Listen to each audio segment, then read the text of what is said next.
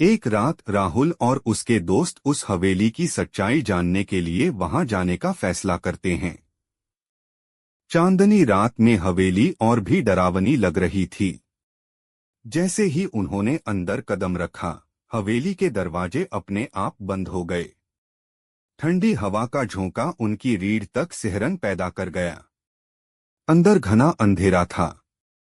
Mobile की torch जलाकर वे आगे बढ़े। अचानक दीवारों पर अजीब अजीब छायाएं नजर आने लगीं। किसी के फुसफुसाने की आवाज सुनाई देने लगी। राहुल ने आगे बढ़कर एक पुराना दर्पण देखा, जिसमें उसकी परछाई कुछ अजीब सी लग रही थी। उसने ध्यान से देखा तो परछाई हंस रही थी, लेकिन उसके चेहरे पर डर था। तभी दर्पण चटक गया और जोर की चीख सुनाई दी। सभी दोस्त डर के मारे कांपने लगे। वे बाहर भागने की कोशिश करने लगे, लेकिन दरवाजा अंदर से बंद था। तभी सीढ़ियों पर सफेद साड़ी पहने एक महिला दिखी, जिसका चेहरा काला और भयानक था। उसकी आंखों से खून टपक रहा था। उसने हाथ उठाया और हवा में एक हलचल सी हुई। राहुल और उसके दोस्तों ने अपनी पूरी ताकत लगाकर दरवाजा खोलने की कोशिश की, लेकिन कुछ भी काम नहीं कर रहा था। अचानक उनमें से एक दोस्त जमीन पर गिर पड़ा और तड़पने लगा। उसकी आंखें सफेद हो गईं, जैसे किसी शक्ति ने उसे जकड़ लिया हो। तभी हवेली में एक जोरदार धमाका हुआ और वे सब बेहोश हो गए। सुबह जब राहुल की आंख खुली तो वे गांव के बाहर पड़े थे।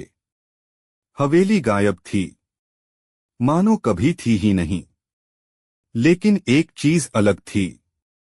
राहुल के दोस्त का चेहरा पूरी तरह बदल चुका था। उसकी आंखों में अब भी वही सफेद चमक थी, और वह अजीब तरह से मुस्कुरा रहा था। कुछ दिन बाद गांव में अजीब घटनाएं होने लगीं। रात को चीखों की आवाजें सुनाई देती, लोग अपने घरों में अजीब छायाएं देखने लगे। धीरे धीरे राहुल को महसूस हुआ कि उसके दोस्त के अंदर कोई और आत्मा समा गई है। एक रात राहुल ने अपने दोस्त को सुनसान मंदिर के पास जाते देखा। वह कुछ बड़बड़ा रहा था और उसकी आंखों से खून बह रहा था। अचानक उसने अपना सिर ऊपर उठाया और राहुल को देखकर हंस पड़ा। उसके हंसने की आवाज बहुत डरावनी थी, जैसे कई आत्माएं एक साथ चिल्ला रही हों। राहुल ने हिम्मत जुटाकर गांव के एक तांत्रिक से मदद मांगी। तांत्रिक ने बताया कि हवेली में एक प्राचीन आत्मा थी, जो अब राहुल के दोस्त के शरीर में वास कर रही थी। उसे मुक्त करने के लिए एक विशेष अनुष्ठान करना पड़ेगा। अगली रात गांव के पुराने मंदिर में तांत्रिक ने अनुष्ठान शुरू किया। जैसे जैसे मंत्र पढ़े जाने लगे, राहुल का दोस्त तड़पने लगा। उसकी चीखें पूरे गांव में गूंज रही थीं। अचानक हवेली की वही महिला आत्मा प्रकट हुई और गुस्से में तांत्रिक की ओर बढ़ने लगी। तांत्रिक ने मंत्रों का जाप तेज कर दिया और धूनी में पवित्र राख डाल दी। आत्मा एक भयानक चीख के साथ जलने लगी और अंततः धुएं में बदलकर गायब हो गई। राहुल का दोस्त जमीन पर गिर पड़ा और होश में आने लगा। उसकी आंखों की सफेदी गायब हो गई थी और वह सामान्य दिख रहा था। गांव फिर से शांत हो गया, लेकिन हवेली का रहस्य अब भी बना हुआ था। कोई नहीं जानता था कि वह हवेली सच में थी या सिर्फ एक भयानक छलावा। लेकिन राहुल और उसके दोस्त अब कभी भी वहां जाने की हिम्मत नहीं कर सके। मगर यह कहानी यहीं खत्म नहीं हुई। कुछ साल बाद गांव में फिर से अजीब घटनाएं होने लगीं। लोग रात में अपने दरवाजों के बाहर खून की बूंदें पाते।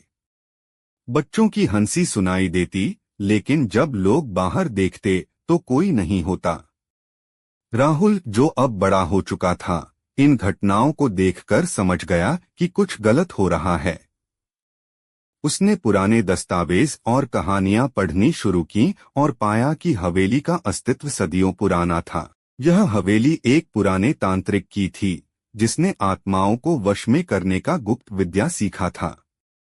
लेकिन एक दिन कुछ गलत हुआ और वह आत्माओं का शिकार बन गया। तब से हवेली श्रापित हो गई। राहुल ने गांव के बुजुर्गों से बात की और उन्होंने बताया कि हवेली भले ही अब न दिखे, लेकिन उसकी बुरी ऊर्जा अभी भी गांव में बनी हुई है। तभी एक रात राहुल के दरवाजे पर जोर की दस्तक हुई।